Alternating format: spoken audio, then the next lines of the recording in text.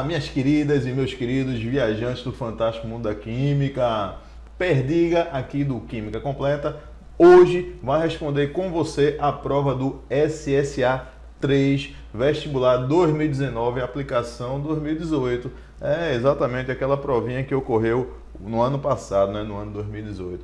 Aí, então a gente vai fazer o seguinte, a gente vai resolver as questões, comentar toda a prova, dar um comentário geral sobre essa prova e também traçar as perspectivas para a prova do SSA 2020, ou seja, aquele que você vai fazer agora em 2019, tudo bem? Acompanha comigo aí que vai ser bem legal e no final eu vou dar aquelas velhas dicas para você se preparar melhor agora nessa retinha final para essa prova, tudo bem? Lembrando que esse vídeo de hoje ele é em homenagem a Janiele Andrade. Janiele Andrade, ela pediu que a gente fizesse para o terceiro ano, né, o SSA 3, visto que a gente já fez para o SSA 1, o SSA 2 e agora estamos fazendo para o SSA 3.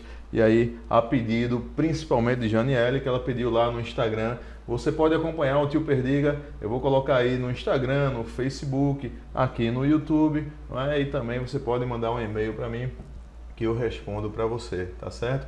Lembrando, isso não vai servir para você, não é? Mas já vai divulgando aí, já vai comentando que em 2020 Tio Perdiga vai lançar uma plataforma inteirinha para aquele que quer um acompanhamento mais específico para provas de vestibulares, não? Então, uma plataforma específica com aulas de química, com acompanhamento, com simulados, com monitoria, né? Para que você se prepare. Você não vai precisar, você já vai passar agora, né? Mas você já vai divulgando aí para os teus amigos, as tuas amiguinhas mais novinhos aí que vão precisar ainda, tá certo? E aí vamos embora, vamos aqui à primeira questão. A primeira questão diz assim, veja só, um vídeo que viralizou no WhatsApp mostrava cenas bastante perigosas e desaconselháveis. A tentativa de remover uma bateria do smartphone utilizando uma faca resultou na explosão e na emissão de chamas intensas, conforme ilustrado na imagem a seguir. Eita, olha só, o cara meteu a faca aqui, ó, no iPhone para tirar a bateria. Veja só que malucão, meteu a faca aqui, ó, no iPhone. Pera aí, olha lá, ele mete a faca aqui e olha a explosão que deu, não é não? E aí vamos lá, o que a questão pede? Ela diz assim, um fator decisivo para a ocorrência desse fenômeno foi... Meus queridos, vejam só, o iPhone ele tem a bateria de quê? De íon lítio. Percebe que quando você fura essa bateria, quando você fura esse iPhone, percebe que você tem um lítio, né? O lítio é um elemento muito reativo. Percebe que o lítio reagindo com o oxigênio do ar, você termina tendo uma reação intensa de oxirredução. E essa reação é o que? Exotérmica, que é resposta da questão. Tá certo? Aí ele diz assim, ó, na letra B, a perfuração do eletrodo de chumbo. Olha, não tem chumbo aqui nessas baterias de iPhone, dos celulares mais novos. Chumbo é para aquela bateria de carro mais grosseira, né? Então, falso. Oxidação do chumbo, falso. Rompimento do envoltório de zinco também é para pilhas mais, né, digamos assim, mais atrasadas. Aquelas pilhas iniciais, pilha de Daniel, por exemplo, que era de zinco e cobre. Tudo bem? Fagulha produzida eletrodo de cádmio também não, né? O cádmio ele não vai ser tão reativo assim. Quem vai ser reativo com o oxigênio vai ser o lítio. Resposta letra A. Então veja só, uma questão de eletroquímica, onde na verdade ele traz aplicações do cotidiano, né? A eletroquímica aplicada aí ao entendimento do cotidiano. A UPE está bem assim. Eu achei essa prova da UPE SSE 3 mais organizadazinha, tá? Eu até parabenizo aí a banca, né? A gente teve alguns problemas no SSA 1, SSA 2, mas eu sei que esses problemas eles estão sendo aí melhorados, tudo bem? Então vamos lá, questão 12 fala assim, um experimento realizado em certa sala de aula de determinada escola. Vê só, 100 ml de uma substância líquida foram transferidos para um balão de destilação. Depois, a vidraria foi resfriada em um banho de gelo. Assim que a temperatura atingiu 25 graus Celsius, a substância solidificou na forma de cristais. Então, vê só, o cara pegou aqui, ó, um balãozinho de destilação, certo? E ele coloca aqui o líquido. Ele vai colocar aqui em banho de gelo, gelinho no fundo, no fundinho do recipiente, bota água, banho de gelo. E aí, ele vai passar, ó, esse material vai passar de líquido para quê? Líquido para sólido. A quê? A 25 graus Celsius. Então isso aqui é a temperatura de quê? Temperatura de fusão desse material. Tudo bem?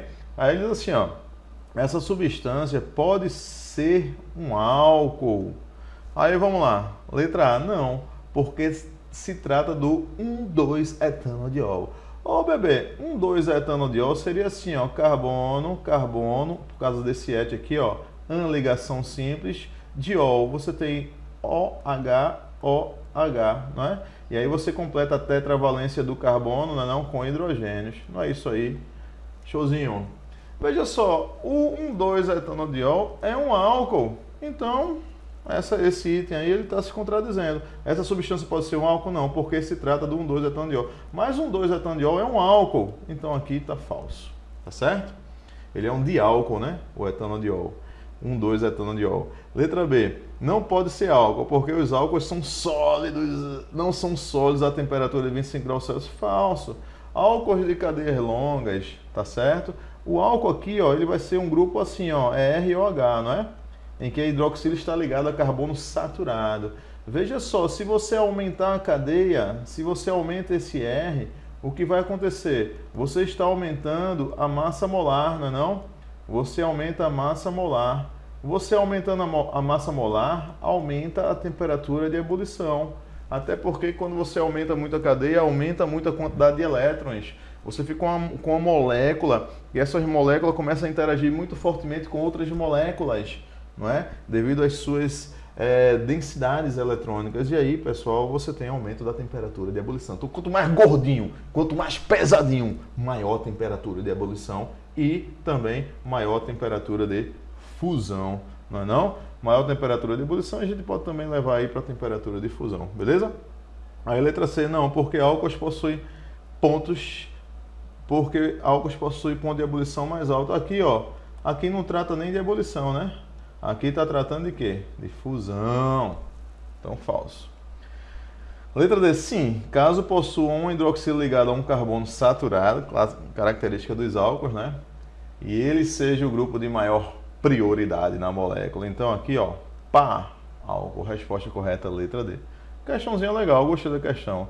Ó, a letra A, ele diz assim, ó, sim, basta que ele possua um hidroxila, característica estrutural que lhe permitirá fazer ligações de...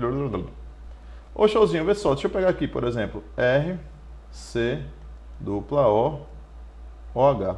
Uma molécula como essa só tem uma hidroxila, né? Mas é álcool ou é não? Já é um ácido carboxílico. Percebe? Então não é o fato de ter uma hidroxila que você caracteriza como álcool, você tem que ver o conjunto como um todo. Essa hidroxila está ligada a quem? Nesse caso específico, ela está ligada a carbonila. Hidroxila mais carbonila forma o quê? Forma, por exemplo, um ácido carboxílico. Não é não? Então quando ele diz, ó, sim, basta que ele possua uma hidroxila, que pode ser álcool, não. Se o cara tiver uma hidroxila ligada a carbonila, pode ser ácido carboxílico. Então, não basta ter hidroxila para ser álcool, percebe? Porque está falso. Então, esse item é o quê? Falso. Só ficamos com letra D, realmente. Resposta à questão. Vamos à próxima, 13ª. A indústria têxtil tem sido cobrada para desenvolver e utilizar tecnologias ambientalmente seguras e sustentáveis nos seus processos. Um dos caminhos nessa direção é a biohidrólise enzimática da fibra de nylon, representado esquematicamente por... Ei, bebê, vê só, questão de polímeros. Falou do nylon. Percebe que o nylon ele vai ser um polímero que vai ser derivado de quem? Você vai ter aqui, ó, 1, 2, 3, 4, 5, 6 carbonos e aqui você bota o que, ó? O grupo O, OH, e aqui você vai ter, ó, OH, não é não? Esse ácido aqui é chamado, ó, ácido que? Hexanodioico, também chamado de ácido adípico. Veja só, esse ácido aqui, quando ele entra em contato aqui com uma amina, com 6 carbonos também, ó, 1, 2, 3, 4, 5, 6, e aí no caso uma diamina, aqui tu vai colocar, deixa eu ver, NH, Então, 1, 2, 3, 4, 5, 6, aqui tu bota, ó, NHH. Então, quando esse ácido encontra essa diamina, vai acontecer uma reaçãozinha aqui, ó, certo? De condensação. Ou seja, o hidrogênio aqui da amina e a hidroxila vai formar água, a água sai, e essa estrutura aqui, certo? Essa estrutura aqui vai se ligar ao quê? A essa estrutura. Percebe que na ponta o que é que eu tenho? Continuo tendo o H e continua a amina. Então essa estrutura começa a se repetir. Então vai formar um polímero. Esse polímero é chamado de nylon. Ficou horrível a minha letra, né? Mas deu para entender, né? Não? Vai formar o nylon. Então o nylon, na verdade, é um polímero derivado aqui do ácido hexanodioico, que é o ácido adípico, e derivado também dessa estrutura aqui, que vai ser o quê? Vai ser o hexanodiamina, né? Hexanodiamina, né? Aí, claro, nos carbonos o quê? Nos carbonos 1 e no carbono o quê? No carbono 6. 1, 6, não é não? Então veja só, ele quer o contrário, ele quer o polímero nylon, isso aqui vai formar o polímero nylon, que hidrolisado, né, através de uma reação de hidrólise, vai formar, no caso, essas moléculas aqui, ó. Então você tem que encontrar, como resposta da questão, polímeros que tenham isso aqui, ó, como produto. E aí você vai encontrar onde? Aqui, ó. Não é não? Olha lá.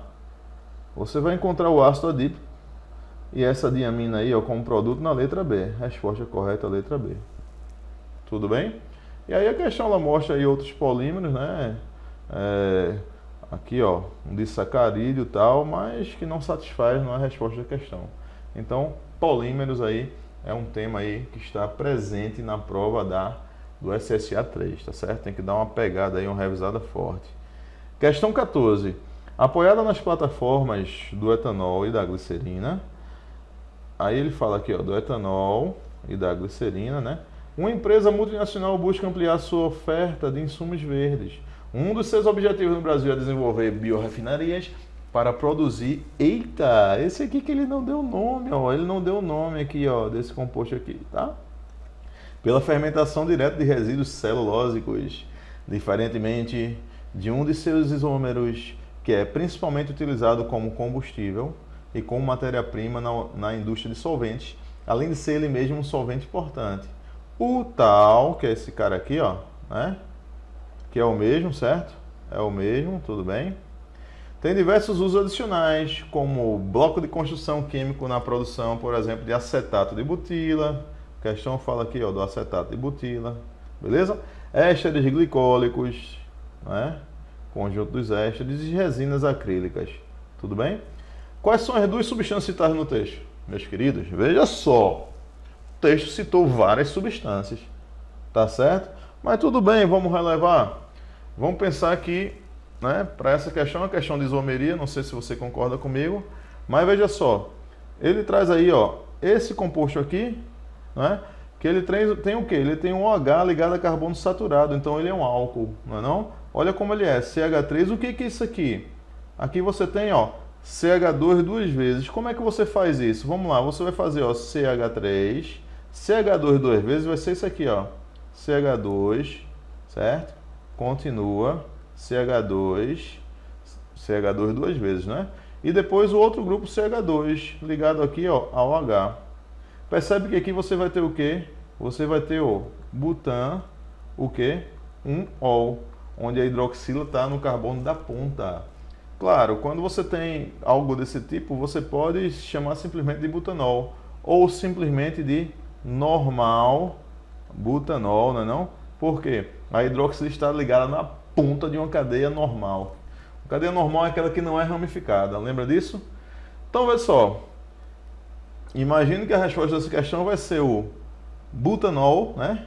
Ou butanol, ou N-butanol, e o isômero dele, que ele falou aqui, ó, uma fermentação diferentemente de um de seus isômeros, certo? Uma questãozinha de isomeria. Agora o cara, vê, o cara que não tem experiência vai pensar que ele está falando no etanol, na glicerina, no acetato de butilo, no gesto, porque ele citou essas substâncias também no texto. Tá claro? Então cuidado aí com a interpretação da questão. Tu vai pegar o isômero dele, Quem é que pode ser isômero dele? Você pode ter aqui, ó, éter, né? Você pode ter éter, isômero dele. Você pode ter isomeria, por exemplo, se for um éter, vai ser isomeria de função, né? Seria isomeria de função. E você pode ter isomeria por exemplo, de posição da hidroxila, essa hidroxila entrando em um desses carbonos aqui, ó. Você pode ter isomeria de cadeia. Então é bom você vir para a alternativa e ver logo onde tem pelo menos ele, o butanol, ó, normal butanol, ó, aqui ó, pá, normal butanol e normal butanol, certo? Aqui ó, nessas outras alternativas não tem, então você não marcaria nenhuma delas, né? Vamos analisar essas duas agora. Butanal. Butanal é o que? É aldeído. Aldeído não é isômero de álcool, porque não vai dar a mesma quantidade, né, de átomos de hidrogênio. Por quê? Porque no aldeído você tem ligação dupla carbono-oxigênio, não é? Então termina dando uma quantidade de hidrogênio menor. Então aldeído não é isômero de função de álcoois. Então a resposta correta é a letra D. E o que tem na letra D? Na letra D tem o isobutanol. E quem é o isobutanol? O isobutanol vai ser assim, ó. Vai ser o but, 4 carbonos, mas de forma iso. O que é a forma iso? Forma iso é toda vez que você tiver duas partes de metil no final. Então o isobutanol é esse cara aqui, ó. É o que, Sadia? O que é que tu falasse? A forma iso é quando você tiver duas partes de CH3 no final. Por exemplo, aqui, ó, não tem duas partes de CH3 no final, então isso classifica-se como iso. Não entendi, Sadia. Por exemplo, se você fizer assim, ó, CH3, CH, CH3, aí aqui, CH2, CH2, tracinho, não é não? Olha lá, 1, 2, 3, 4, 5. Aqui, ó, você tem duas partes CH3 no final, é um iso. Se você botar o H aqui, esse seria o iso o quê? Isopentanol, porque agora tem 1, 2, 3, 4, 5 carbonos. Você entendeu? Então, uma questãozinha de isomeria aí, resposta correta, letra D. Tá joia? Vamos para a próxima, 15ª. Um pesquisador espanhol desenvolveu um método simples e limpo para extrair determinadas substâncias dos resíduos de lã de ovelha e de plumagem de aves. Eita, então ele tirou da onde, ó? Ele vai extrair substâncias, né? Ele vai extrair determinadas substâncias, né? Determinadas substâncias da onde, pessoal?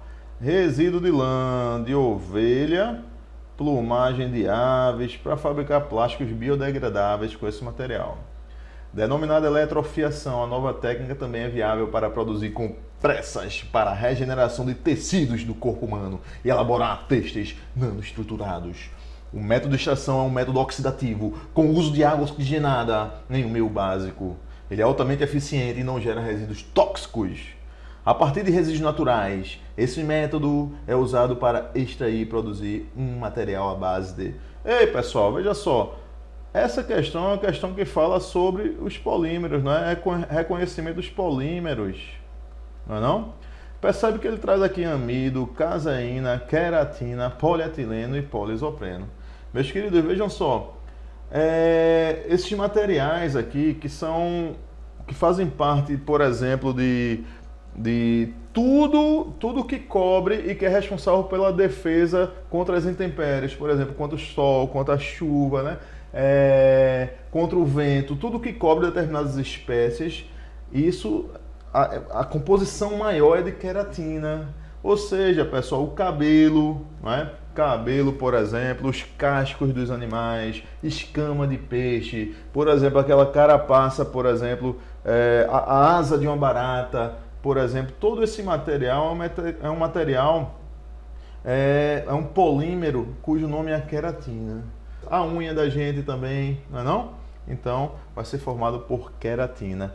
Aí, amido. O amido aqui, ó, percebe que ele traz o amido, você tem aonde é um polímero presente nos vegetais. Não é não? A caseína é onde? É uma proteína do leite. E o que é uma proteína? É um polímero de aminoácidos, né? Então, essa questão ela fala sobre polímeros. O polietileno é plástico. Os plásticos. E os poliisoprenos são o quê? É a borracha, não é não? Constituinte da borracha, é um polímero constituinte da borracha. Então aí, ó, resposta correta, letra C, tá certo? Falou em cabelo, falou em, por exemplo, chifre, né? O chifre do boi, falou naquela, a mão da vaca, aquela patinha da vaca, né? Aquele materialzinho lá, tudo queratina, tá certo? Vamos embora, próxima questão. Questão 16, eita, que essa questão foi uma questão muito polêmica, questão 16. Percebe que é uma questão de eletroquímica, mas é uma aplicação, né? Ele ilustra uma célula mais adequada. Vê só, observa o esquema a seguir. Nesse esquema, o que a gente tem? Veja só, a gente tem um sistema em que entra um eletrólito, certo? Você tem um tanque de aço inoxidável, e aí ele não vai participar das reações, não é? Você tem um cátodo formado por lã de aço e ânodos, malha de ácido inoxidável, certo? Defletor e o eletrólito esgotado, e aqui um isolamento elétrico. Veja só, ele ilustra uma célula mais adequada para cromagem de plástico. Meus queridos, para você fazer a cromagem de qualquer material, o desenho que você vai encontrar vai ser algo assim, ó. Você vai ter uma cuba eletrolítica, certo? Você vai ter aqui, ó, uma solução condutora, e aí você vai ter as peças em que você vai fazer a cromagem. Tudo bem? E aí veja só, cromagem de plástico é algo que o processo eletrolítico não vai ser adequado, porque o plástico ele não conduz corrente elétrica. Não? Então não vai ser adequado, não. Letra C, funcionamento de relógio. Funcionamento de relógio é uma pilha, né? É uma pilha pequena, não é não? Niquelação do aço, você vai ter algo dessa forma aqui, ó. Onde você vai botar uma pecinha de aço, você vai fazer aqui esse processo eletroquímico aqui, e você colocaria a solução de sulfato de níquel, ó. Por exemplo, o cloreto de níquel, NiCl2, tudo bem? E produção de hidrogênio. Produção de hidrogênio você faria simplesmente aqui, ó, um recipientezinho, poderia colocar um pouquinho de ácido e você colocaria aqui, ó, uma bateria, né? E você vai promover a eletrólise da água com liberação do gás hidrogênio, tá certo? E aí você fica com a resposta correta, eletrorrecuperação do ouro. Agora eu acho essa questão meio difícil, né, para o estudante pegar isso aí, né? Essa questão aí você tira aí, ó, do CETEM, né? Eu anotei aqui o CETEM, ela foi tirada de um artigo, tá? CETEM é o Centro de Tecnologia Mineral do Ministério da Ciência, Tecnologia, Inovação e Comunicação, né? Cujo ministro atual é o Marcos César Pontes, não é não? Então você vai lá na página da CETEM e você vai encontrar alguns artigos relacionados à extração de minerais, tá certo?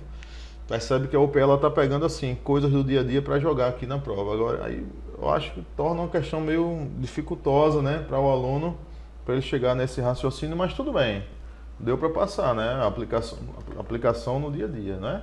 É o seguinte, é a química relacionada a CTSA, Ciência, Tecnologia, Sociedade e Ambiente. Percebe que essa prova não foi uma prova para você calcular, por exemplo, através das leis de Faraday e tal. Foi para você interpretar algo à luz dos teus conhecimentos, né? Foi uma questão, tornou-se uma questão interessante. Vamos lá, questão 17 é uma questão de reações orgânicas. Ele diz assim, ó, determinada substância oxigenada 1 é um produto de extrema importância para a indústria, onde é utilizado como solvente e como reagente. Ela é comumente obtida juntamente com o fenol, essa substância aí, ó, que ele chamou aqui, ó, certo? Ela é obtida juntamente com o fenol a partir do processo do Cumeno, que emprega benzeno e propeno como insumos, conforme esquematizado a seguir. Um projeto desenvolvido por pesquisadores brasileiros pretende gerar uma nova tecnologia verde para produzir a substância 1 a partir do etanol. Que substância é essa substância 1? Meus queridos, vamos acompanhar essa reação. Ele traz aqui o benzeno, ó. O benzeno reagindo aqui com o propeno, né? E aí, veja só, nessa reação, a gente pode dizer que é uma reação aqui de adição em presença do ácido fosfórico, né? Essa espécie foi adicionada aqui, ó, no anel aromático, né? E aí formou aqui essa espécie intermediária, que através da oxidação formou um outro intermediário. Tudo bem? Veja só, esse intermediário tem o benzeno e tem quantos carbonos? 1, 2, 3 carbonos. Tudo bem? Em presença de quê? Do ácido sulfúrico, vai formar aqui o fenol, certo? Vai formar aqui o fenol mais quem? Meus queridos, não se preocupa com o mecanismo de reação não, numa questão desse tipo. O que é que você pensa aqui? Pensa que de alguma forma a hidroxila, ela vem para cá, certo? Para esse carbono, tudo bem? E de alguma forma essa ligação aqui, ó, quebra para cá. Essa ligação quebrando para cá, o que você vai ter? Você vai ter uma estrutura dessa forma aqui, ó. Ó, olha só. Você vai ter uma estrutura dessa forma aqui, ó. Isso aqui vai sair. Isso aqui quando sai assim, ó. Pá, pá, pá, pá. O que é esse pá, pá, pá, pá? Esse pá, pá, pá, pá é o quê? É uma estrutura que tem carbono, carbono, carbono e faz C-O. Aqui é uma o quê? É uma cetona. A mais simples das cetonas, que é que? A propanona. E a propanona está presente em uma substância que no mercado é chamada de acetona, entende? Então essa questão ela traz o quê? Ela traz um conhecimento também do seguinte, de reações, tem uma ideia aqui de reações, aqui não precisava de mecanismo, ela não abordou nada sobre mecanismo, né? Só sobre quantidades, as quantidades de átomos antes e depois, dá para você matar essa questão, tudo bem? Agora, grupo funcional é importante, ó, porque você formou uma acetona, e também essa cetona é a propanona, né? E também como isso é chamado no dia a dia, porque aquela mistura de propanona com álcool, com um pouquinho de água também, é o que você chama como acetona no mercado.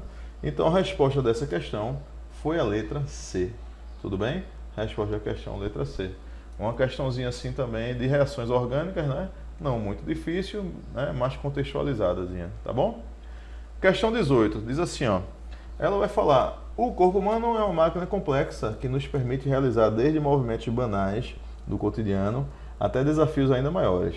Mas nada disso seria possível sem um combustível potente, responsável por providenciar a energia necessária para os nossos músculos. Exatamente.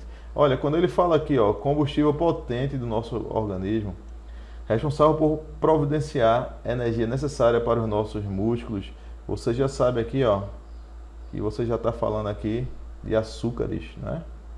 Então, é uma questão que está relacionada com os sacarídeos. Sacarídeos, não é não?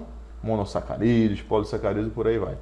Esse que ele fala, né? Essa reserva aí energética do corpo, principalmente vai ser na forma de quê? Glicogênio. O glicogênio é aquela espécie formada por várias unidades de glicose, não é? Você vai ter aqui, ó, várias unidades de glicose. O glicogênio também está presente aonde? Está presente no fígado, não é? Só anotando aí para você aprender um pouquinho mais. No fígado e carnes. Para você ter uma ideia, veja só. Se você pegar o fígado, você investigar lá de que é composto, 7% da massa do fígado é de glicogênio. Percebe? Então, o glicogênio ele vai ser formado por várias unidades da glicose, tá? Unidas. Várias unidades da glicose. Você vai ter, ó, para você reconhecer uma molécula do glicogênio, você vai ter vários grupos OH. Vários grupos OH. E o glicogênio ele é muito solúvel em água por causa disso, não é não? E é uma grande reserva energética, tanto dos nossos músculos, né, quanto do fígado também, do nosso fígado, não é não? Por exemplo, essas várias glicoses aqui, ó, você vai ter, em geral, aí você chega a ter 12 glicoses, tá? E aí o que acontece? A cada de 8 a 12 glicoses você tem uma ramificação que vai aparecendo. Onde é que você encontra isso? A letra A você não encontra, a letra B você não encontra. Vamos para a próxima aqui, ó. Letra C também não, tá aqui, ó. Pronto, tá aqui. Letra D, ó. Você tem várias unidades aqui da glicose unidas, né? Então formando essa macromolécula, né? Formando essa macromolécula. E aqui, ó, tá dizendo que de 7 a 11, né? Então percebe que 7 contando com ele, né? Contando com ele, você vai ter o quê? 7 a 11 vai dar o quê? 8 a 12. De 8 a 12 você vai ter uma ramificação, certo? Então a resposta da questão é letra D, para o glicogênio. Então é bom você revisar os açúcares, né? Você vai ter ali uma probabilidade de cair também, né? Outra questãozinha parecida ou semelhante envolvendo aí os açúcares, tá certo? Vamos lá? 13. Quer dizer, aqui é o 13 e aí para você é o 19, né? Questão 19. A questão 19 fala da energia nuclear, né? Que é tema também para o SSA 3. Veja só, esse processo aqui, ó, é um processo de quê? De uma usina termonuclear. Aquela que utiliza aqui, ó, combustível nuclear. O combustível nuclear mais utilizado é o urânio 235. Só relembrando que no minério existe urânio 235 e urânio 238. Mas o 235 é o urânio físsil. Esse 235 aqui, ó, a gente bota um asterisco nele, ele vai ser o urânio físsil. Que asterisco, hein? Aí veja só, quando você pega um minério de urânio, certo? Você vai ter o urânio 235 e o 238, aqui o minério de urânio, tá? Por exemplo, o O2, óxido de urânio. Tem urânio 235 e 238, mas quem é o físsil 235? Então o que você vai ter que fazer? Você vai ter que aumentar a porcentagem do 235, aumenta a porcentagem do 235 e diminui a porcentagem do 238. Não é não? Isso é um enriquecimento do urânio, que o Brasil é tão avançado. Legal? Isso é um enriquecimento do urânio, ou beneficiamento do urânio. Aí quando o urânio chega aqui na porcentagem aproximada de 3,5%, tá?